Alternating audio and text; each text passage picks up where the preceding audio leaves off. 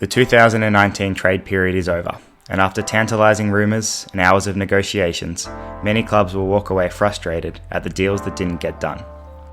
A few high-profile players, however, did manage to complete their desired moves. The Statsman looks at what the arrivals of Tim Kelly, Paddy Ryder and Josh Bruce will mean for their new clubs, as well as the teams they left behind. Tim Kelly to West Coast. In the end, it required 8 draft picks to change hands across 3 clubs to get Tim Kelly a move 2 years in the making, leaving Geelong for his home state and the West Coast Eagles. In Kelly, Geelong have undoubtedly lost one of their best players. Since erupting onto the AFL stage last year, Kelly has averaged 24.2 disposals, 5.1 clearances and a goal a game. And in 2019, he was one of only 4 players to average over 1 goal and 25 possessions across the season, alongside Dustin Martin, Steve Coniglio, and teammate Patrick Dangerfield. Kelly's arrival in Perth has many now describing the Eagles midfield as the best in the league, and their fans will be hoping he can return the club to the days Cox, Judd, Cousins and Kerr dominated the league.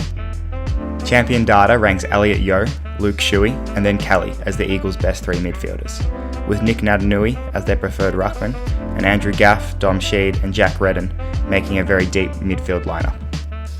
While Mark Hutchings started the Eagles' semi-final loss to Geelong, he may find himself under pressure to maintain a spot after Kelly's arrival. Pressure that will likely also be felt by Sheed, who cemented a spot in the 2019 lineup after an in-and-out season the year before, but started that match on the bench. Kelly doesn't add anything new to the Eagles' midfield. Shuey and Yeo both averaged more clearances than him last year, and Gaff, Shuey and Sheed higher possession numbers. He simply strengthens what is already a very strong lineup. The Eagles will also be excited that Kelly has only completed 2 seasons in the AFL, and as such may only be scratching the surface of what he has to offer the club over the next decade. The Eagles are a strong kicking team, ranking 4th in the league for kicks per game, and dead last for handballs. This will suit Kelly just fine. 15 of the 25-odd possessions he averages are kicks, and Josh Kennedy and Jack Darling will be eager for the exceptional delivery out of the midfield he showed at Geelong. Geelong will certainly feel the effect of his absence. Kelly led the Cats in clearances in 2019, while also finishing 6th in the club's goal kicking. The arrival of Jack Stephen from St Kilda should lessen the blow, but the Geelong midfield that fell so agonisingly close yet again last season has certainly found itself weakened ahead of the next year. Paddy Ryder to St Kilda. The Saints enjoyed a fantastic trade period, and the signings of Brad Hill, Dan Butler and Zach Jones will add run and depth to the team. The arrival of Paddy Ryder at St Kilda, however, raised eyebrows, due largely to the breakout season enjoyed by Rowan Marshall. Marshall made St Kilda's ruck position his own, and led the Saints with 569 hitouts. Second was Josh Bruce with only 33. The huge gap evidenced the Saints did not field a team with multiple recognised ruckmen at any point in 2019, adding further intrigue to Ryder's arrival. Marshall also averaged 5.5 clearances, the second highest of any Saints player, and also collects far more of the ball than Ryder. His 17.8 disposals, 11.4 of which are contested, ranking him elite among rucks, while Ryder sits below average at just 9.8. With Josh Bruce departing the Saints, it then seems like the logical option for Brett Ratten will be for Ryder to spend most of his time forward, providing a quality relief for Marshall throughout the match, and allowing the young Saints ruckman to continue his development without the burden of sole ruck responsibility. While Ryder has been outspoken in the past about not getting enough time in the ruck, he seems optimistic about sharing the load with Marshall.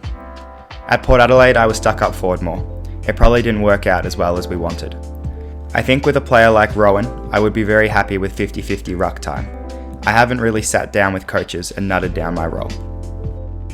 Ryder's absence at Port Adelaide will place heavier ruck responsibilities on Scott Lysette, who adjusted well to life at the Power last season with 25.7 hitouts and 15.8 disposals before his shock axing later in the year.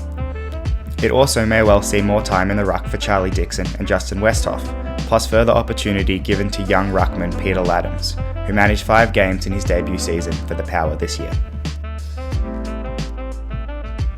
Josh Bruce to the Western Bulldogs. With the arrival of Josh Bruce, the Bulldogs now boast one of the most dynamic forward lines in the league. While Bruce was solid for the Saints last year, His 36 goals does put him well below the AFL's leading key forwards. Rather, it is the diversity of attacking options now at the Bulldogs' disposal that will stretch opposition defences. Talls, Bruce, Josh Shackey and Aaron Norton had 92 goals between them in 2019, while small forward Sam Lloyd led the Bulldogs goal kicking with 38, and Bailey Dale averaged 2.1 goals in his 10 games. While Bruce's arrival will likely see limited opportunities for Tory Dixon next season, the Bulldogs have re-signed the veteran forward for 1 year. This means 6 of the players now on their list scored over 20 goals last season. For comparison, grand finalists Richmond and GWS each had 4, providing the Bulldogs with an incredibly diverse range of attacking options. With Alex Keith also arriving at the kennel during the trade period, the Bulldogs have strengthened their lineup at both ends of the field, and should be well in the frame to contend for finals footy once again. Bruce's absence at St Kilda will be lessened by the arrival of Paddy Ryder, though Ryder's age means he won't be a long-term forward line solution for St Kilda. He should though be able to give Paddy McCartan an opportunity to recover from his concussion issues and allow key forward prospect Max King time to develop. Which trade do you see having the biggest impact on the 2020 season? Let us know in the comments.